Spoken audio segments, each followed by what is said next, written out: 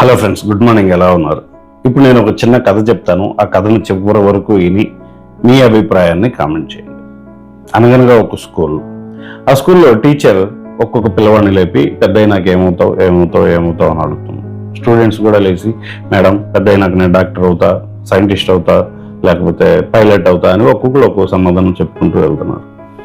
సురేష్ అనే కుర్రవాడు గొంతు వచ్చింది. మేడం వాడిని లేపి, సురేష్ నువ్వు పెద్ద అయినాక ఏమవుతావు?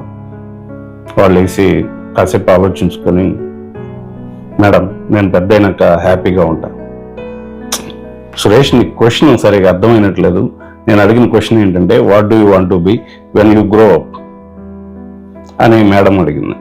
అడిగితే వాళ్ళు వేసి, మేడం నా క్వశ్చన్ సరిగా అర్థమైంది, I want to be happy when I grow up అని క్లారిటీ ఇచ్చేసాడు. పెద్దయినాక నన్ను హ్యాపీగా ఉంచి ఏ పని అయినా చేసుకుని బతుకుతా, ఏ పని చేస్తే నాకు హ్యాపీగా ఉంటుందో ఆ పని చేసుకుని హ్యాపీగా బతికేస్తా అనేది సురేష్ అభిప్రాయం. ఇప్పుడు ఈ కథలో రెండు రకాల మనస్తత్వాలు కలిగిన వాళ్ళు ఉన్నారు. నెంబర్ 1, సాఫ్ట్వేర్ ఇంజనీరో లేకపోతే సైంటిస్టో అయ్యి చేస్తున్న పనిలో ఆనందాన్ని ఎత్తుక్కునేవాళ్ళు. నెంబర్ 2, ఆనందంగా ఉంచే పనులను ఎత్తుక్కొని ఆనందంగా ఉండేవాళ్ళు. వీళ్ళిద్దరిలో ఎవరు బెటర్ అనేది మీ అభిప్రాయం కామెంట్ చేయండి.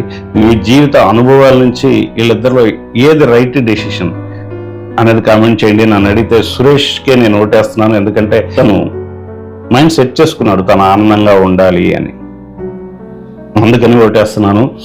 మీ అభిప్రాయం కామెంట్ చేయండి. మిమ్మల్ని ఆనందంగా ఉంచే విషయాలేంటో కూడా చెప్పగలిగితే కామెంట్ చేయండి. అలాగే ఇలాంటి మంచి మంచి వీడియోస్ కోసం ఈ వీడియోని లైక్ చేసి మన ఛానల్ని సబ్స్క్రైబ్ చేసుకోవడం మర్చిపోకండి. Thanks for watching. Have a great day.